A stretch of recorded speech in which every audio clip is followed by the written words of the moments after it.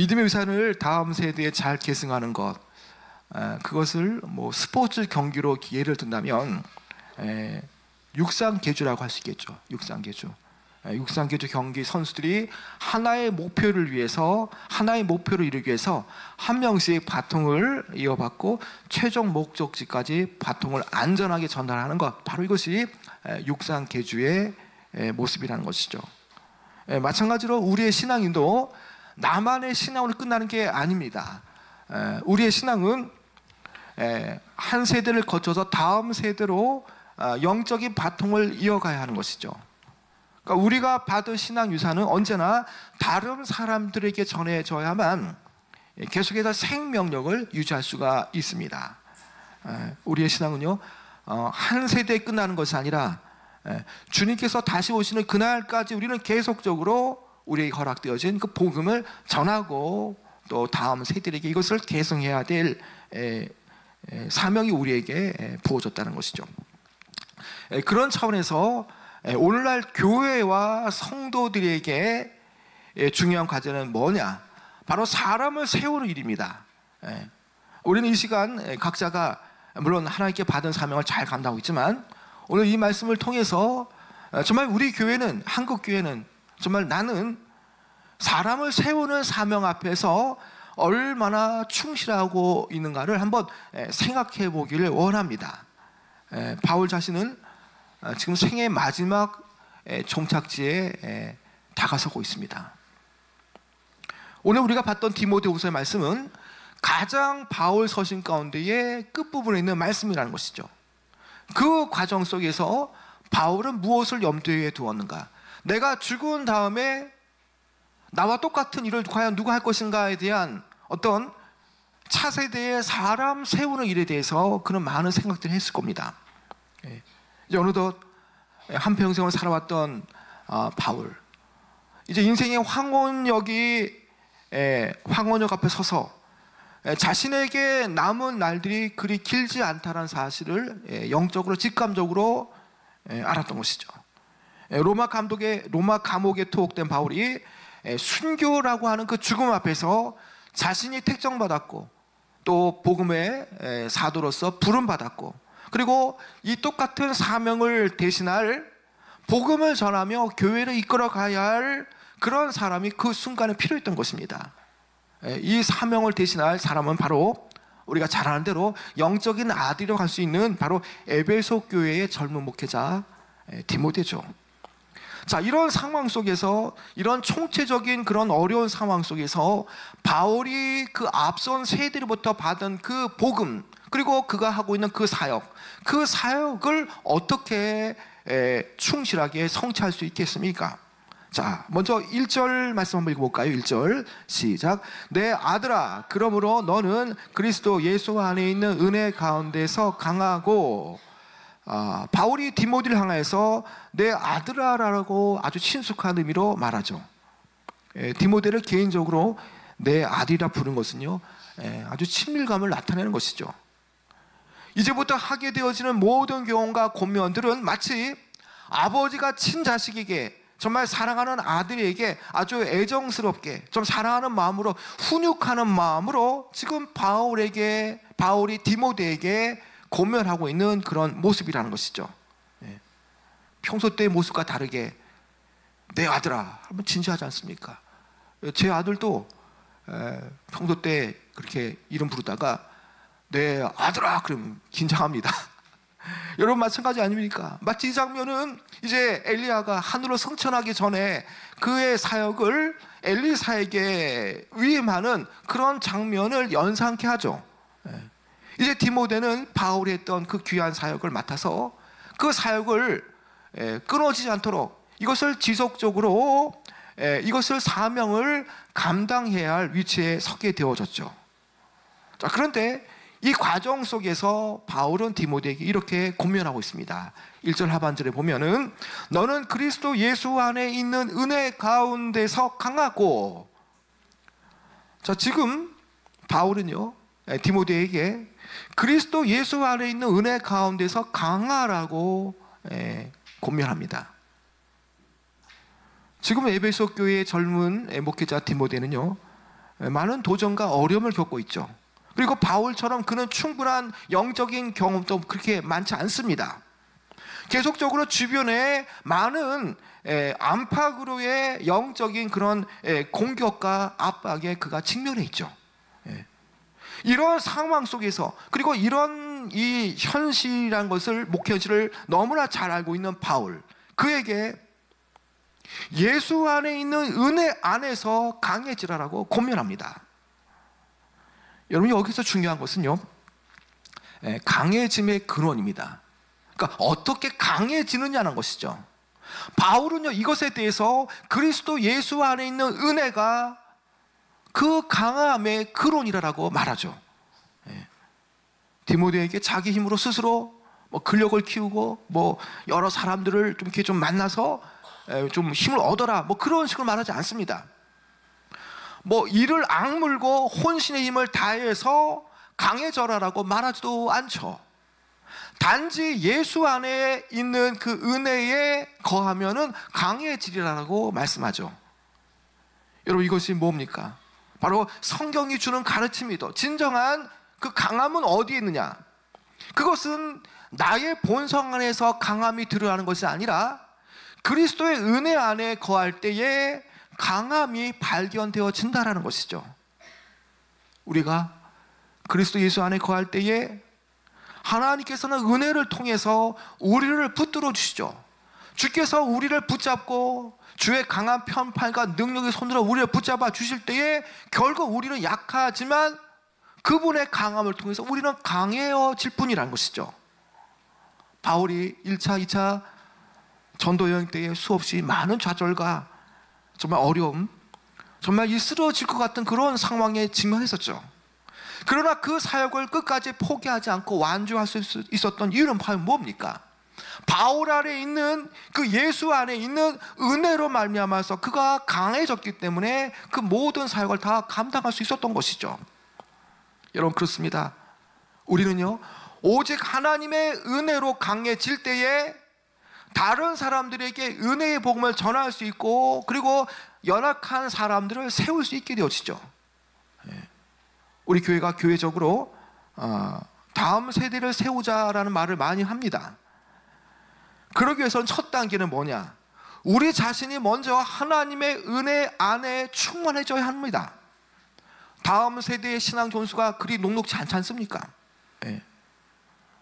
이 다음 세대의 젊은이들, 우리 학생들, 내 신앙을 전수한다는 것이 얼마나 어려운지 모른다는 것입니다. 그래서 이 부분은요, 영적으로 우리의 노력과 우리의 힘으로 되는 것이 아니라는 것이죠. 이것은 오직 하나님께서 우리에게 은혜를 부어주실 때에 우리가 강해지고, 그 하나님의 은혜가 있어야만 우리는 다음 세대를 세울 수가 있는 것이죠. 우리의 지혜가 부족하고 우리의 교회 여건이 그리 썩 좋지 않아도 상관없습니다. 왜냐? 예수 안에 있는 은혜 안에 우리가 강해지면 우리는 지속적으로 교회의 다음 세대들에게 신앙을 전수할 수가 있는 거죠. 그런데 이 바울의 디모데를 향한 명령, 은혜 안에서 강해져야 한다라는 것은 여기서 끝나지 않습니다. 바울을 이어서요, 디모데가 그리스도의 은혜로 자신을 강하게 해야 하는 사역이 있다는 것을 말해주죠. 그것이 뭐냐? 디모데가 바울을 통해 들었던 바, 배운 것에 대해서 다른 사람들에게 똑같은 방법으로 전수하는 겁니다. 다시 말해서 그것은 많은 증인들이 보는 앞에서 자신이 들은 바에 대해서 아주 충성스러운 사람들에게 그것을 부탁하는 것이죠. 자, 그 내용이 2절에 나와 있는데요. 여러분, 2절도 한번 읽어볼까요? 시작. 또 내가 많은 증인 앞에서 내게 들은 바를 충성된 사람들에게 부탁하라. 그들이 또 다른 사람들을 가르칠 수 있으리라. 자, 여기에 2절 상반절에 보면요, 또 내가 많은 증인 앞에서라는 말이 나오죠. 여기에 언급된 증인들이라는 것은 단지 이 사역을 보고 있는 구경꾼들과 같은 그런 존재들이 아닙니다. 디모데에게 상당한 그 복음의 영향력을 준 사람들이 바로 여기에 나오는 많은 증인들이죠. 디모데가 목회자로 안수받기 이전에 그런 여러 경로로 복음을 들은 바가 있죠.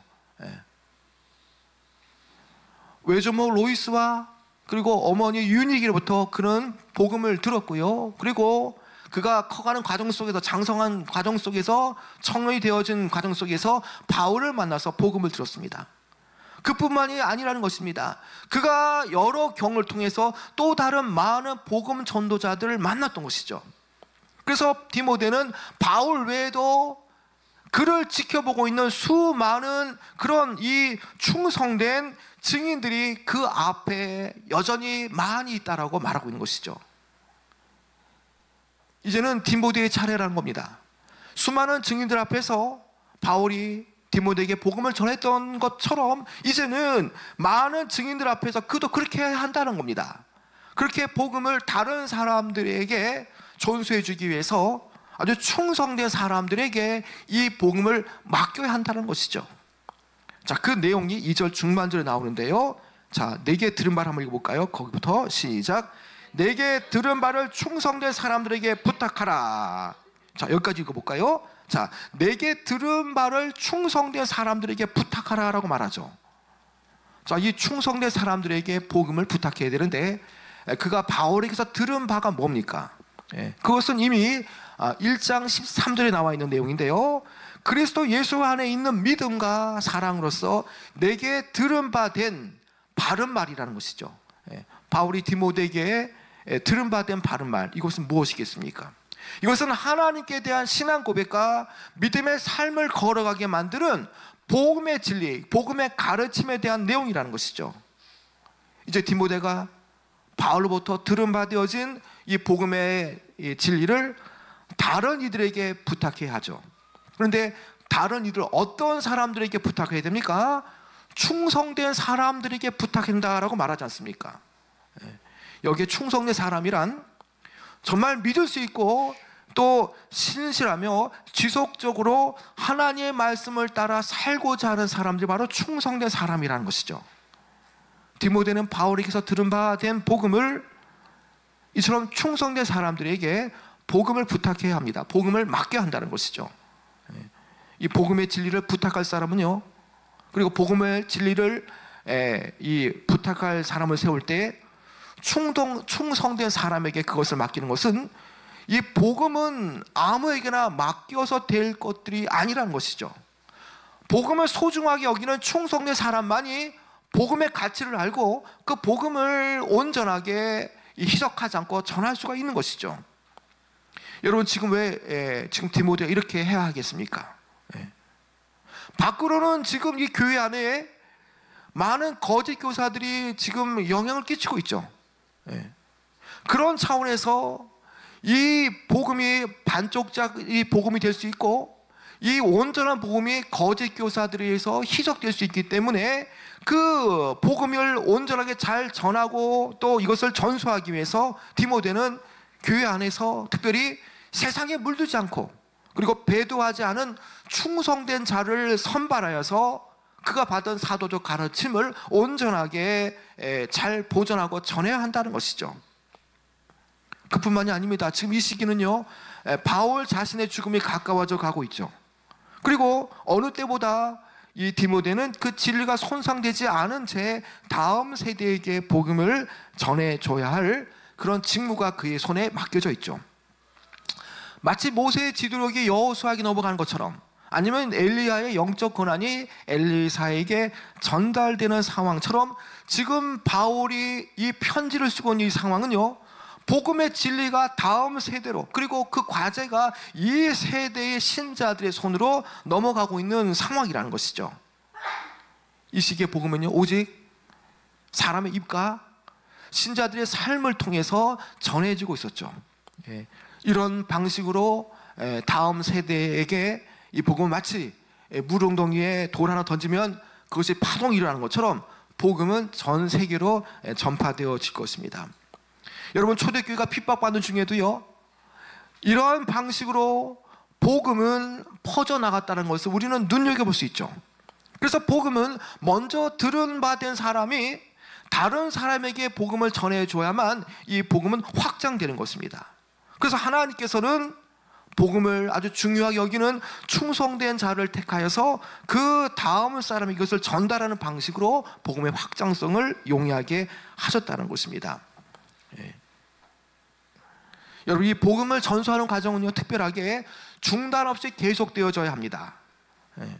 마치 가정에 전기가 중단되어지면 뭘 할 수 없는 것처럼 그 가정에 전기가 끊임없이 공급되어져야 되는 것처럼 복음은 끊임없이 전달되어져야 합니다.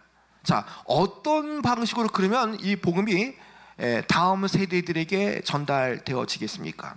그것은요, 가르침이라는 연결고리를 통해서 온전하게 전달되어져 하는 것이죠.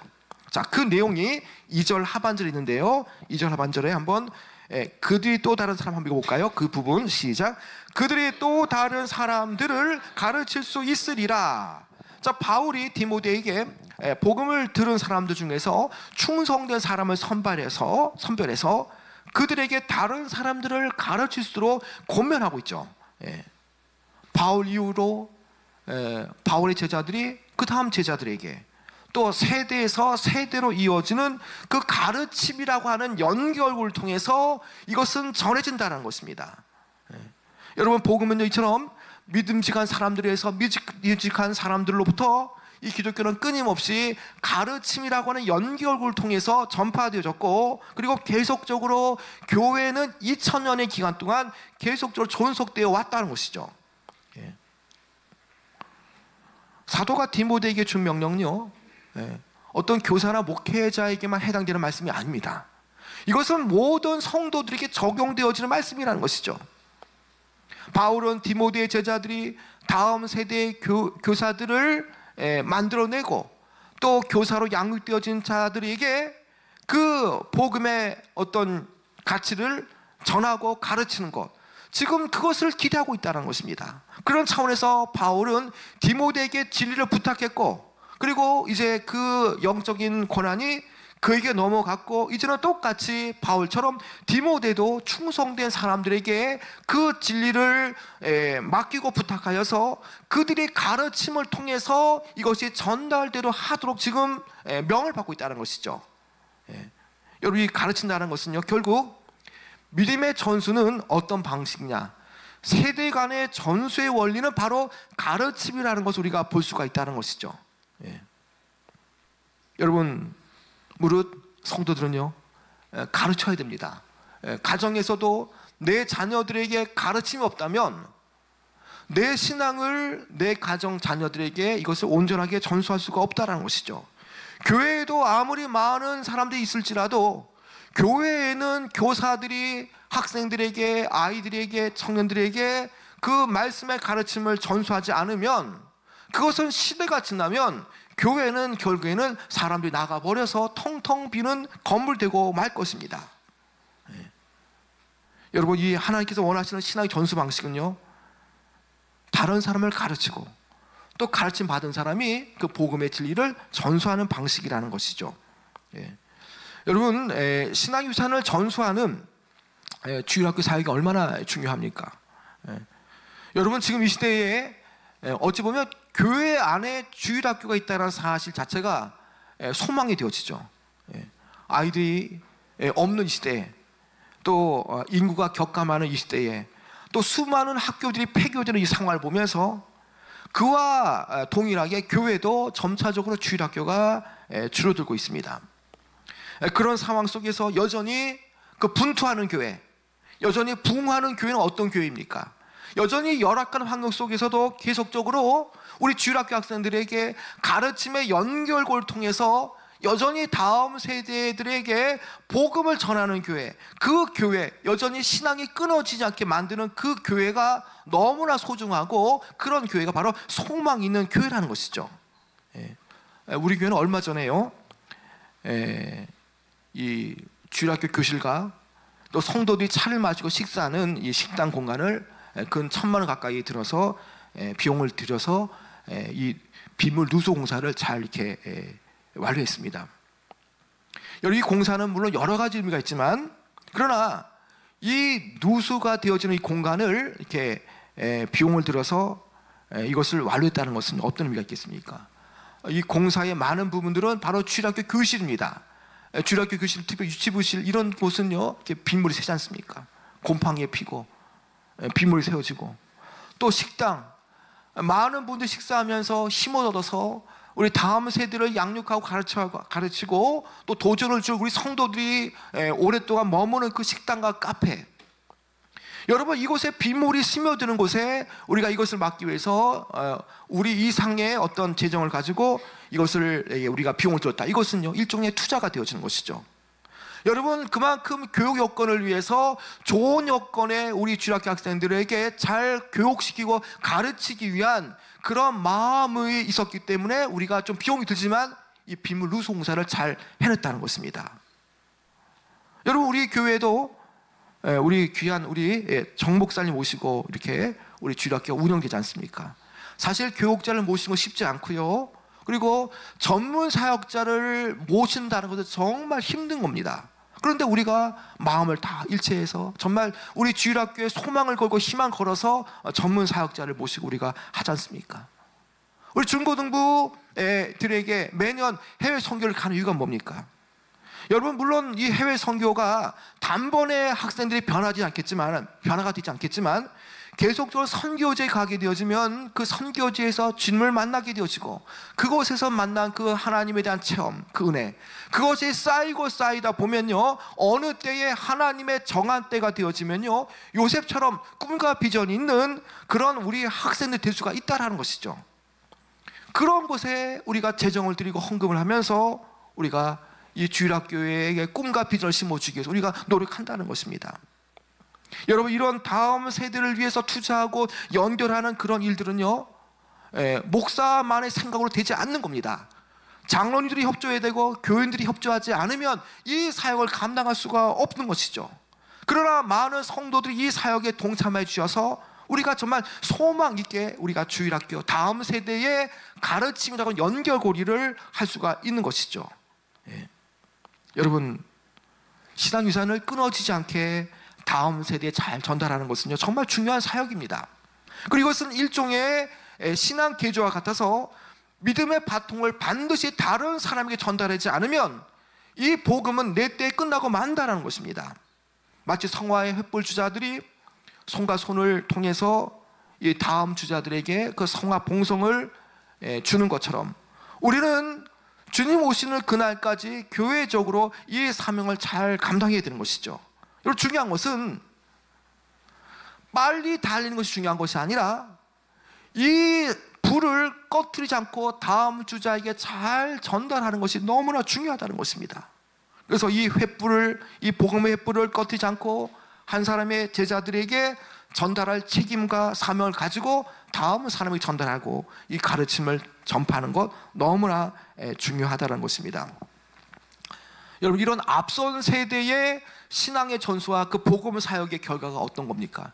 2000년 동안 이렇게 무수히 많은 세대를 거쳐서 오늘날까지 교회가 무너지지 않고 존속되어진 이유도 바로 앞선 세대가 다음 세대에게 가르침을 통해서 복음을 전해줬기 때문에 가능한 일이라는 것이죠. 여러분 물론 이 과정이 쉽지 않은 일입니다. 여러분 이 말씀 바로 다음에 바울은 병사와 운동선수와 농부의 예를 드는 이유가 과연 무엇이겠습니까? 그만큼 다음 세대로의 신앙의 전수는 너무나 어렵다는 것을 우리에게 보여주는 그런 말씀이라는 것이죠. 오늘날 한국교회 현실은 과연 어떻습니까? 다음 세대, 자녀 세대가 부모님의 신앙을 이어받지 못하는 가운데에 더 이상 교회적으로 성장하지 못하는 것을 볼 수 있죠. 이것은 다음 세대를 세우는 일이 결코 쉬운 것이 아님을 보여주는 것이죠. 여러분 교회와 세상의 발전 한번 보시기 바랍니다. 세상은 얼마나 빨리 변하고 얼마나 앞으로 나갑니까? 그러니까 세상에 비해서 어떤 세상의 발달 속도에 비해서 교회는 턱없이 부족함처럼 보여지죠. 교회는 세상에 비해서 교육적으로 재정적으로 열악하고 연약하게 보여집니다. 여러분 그러나 영적인 의미에서 그렇게 우리가 볼 수 있는 것은 아니라는 것이죠. 여러분 영적으로 이 사명은요 변하지 않는 하나님의 은혜 앞에 깊게 뿌리를 내리고 우리의 신앙이 흔들리지 않는 기초 위에서 다음 세대를 세울 일에 열심을 내게 되어지고 그리고 주의 은혜 앞에서 강해지고 우리에게 맡겨주신 그 충성스러운 사람을 잘 세워서, 교사를 세워서 그 복음을 부탁하고, 그리고 이 복음을 다른 사람들에게 잘 가르치기만 하면요, 우리는 놀라운 일을 이룰 수가 있다는 것입니다. 여러분, 저 초등학교, 중학교 때 80년대, 여러분 교회에 뭐 에어컨 이런 거 없었습니다. 뭐 난방 이런 거 없었습니다. 그러나 그 80년대에 주일학교 학생들이 다 지금 장성해서 지금 한국교회의 결과로서 역할을 감당하지 않습니까? 그러니까 우리가 지금 뿌리를 심기 위해서 씨앗을 뿌리는 그 결과가 결국에는 다음 세대 내 자녀와 손주들이 맞닥뜨릴 그 현실, 바로 그것이 지금 우리가 뿌리고 있고 우리 주일학교를 위해서 우리가 신경을 쓰는 그런 부분이 결과적으로 내 자녀 손주 세대 때의 결과물로 누리게 되어지는 산물이 되어진다는 것입니다. 여러분, 이 다음 세대 사람을 세우는 일은요, 단지 한 세대만을 위해서 노력해서는 안 된다는 것입니다. 성도들이 교회 안에서 주님을 닮아가며 또 그들이 다른 성도를 세울 수 있도록 연결고리가 되어져야 한다는 것입니다. 이제 좀 말씀을 맺도록 하겠습니다. 여러분, 오늘 우리가 나눈 말씀을 통해서 다음 세대를 세울 일이 얼마나 중요한가를 우리는 생각해 보았습니다. 여러분, 이 바울의 명령, 많은 증인 앞에서 내게 들은 바 충성된 사람에게 그것을 맡겨라. 그리고 그들이 다른 사람을 가르칠 수 있으리라. 여러분, 이 명령은요, 디모데뿐만 아니라 아니면 목회자들에게만 해당되는 것이 아니라는 것입니다. 우리 모두에게 해당되는 역할이라는 것이죠. 내 자녀가 소중하듯이 우리 교회의 아이들 다 소중한 것처럼 우리는 모두 다 복음의 계주를 달리는 선수들이라는 것이죠. 그래서 우리는 개인적인 신앙에만 그치는 것이 아니라 교회 전체의 사명인 이 복음을 전수하는 일, 그리고 다음 세대의 일꾼을 세우는 일에 우리는 열심을 내어줘야 한다는 것입니다. 부모가 자녀들에게 영적인 바통을 넘기는 것처럼, 그리고 그 교회 자녀들이, 가정의 자녀들이 다음 사람을 가르칠 때에 교회는 비전이 있고 소망이 있게 되어지는 것이죠. 하나님께서는 각 시대마다 그분의 백성을 세우셨고요, 지금 우리 교회 위에 이 일을 맡기고 계시다는 것입니다. 그래서 우리는 하나님의 은혜로 강해져야 되고요, 충성된 사람을 세워서 진리의 복음을 반드시 전해야 한다는 것입니다. 여러분, 이 시간 하나님 앞에서 다시 한번 다짐하면서요, 사람을 세우는 일에 열심을 내시는 귀한 여러분 되어지기 원합니다. 여러분, 이 사명을 충실히 감당할 때에 교회는 소망이 있고요, 그리고 우리가 이 사명을 감당할 때에 우리의 신앙은 다음 세대로 이어지게 되어질 것입니다. 하나님께 주신 이 사명을 붙잡고요, 우리의 가정과 우리의 교회가, 그리고 세상 속에서 사람을 세우는 그 일에 우리가 힘을 쓰면서 우리가 이 일에 비전을 품고 우리가 다음 세대에 사람을 세우는 일에 열심을 낼 때에 우리 교회에 소망이 있고 비전이 있을 줄 믿습니다. 여러분, 이 사람을 세우는 일에 열심을 내시고 또 여기에 열정을 품으시고 여기에 많은 기도를 해주시는 귀한 여러분 되어지기를 축원합니다.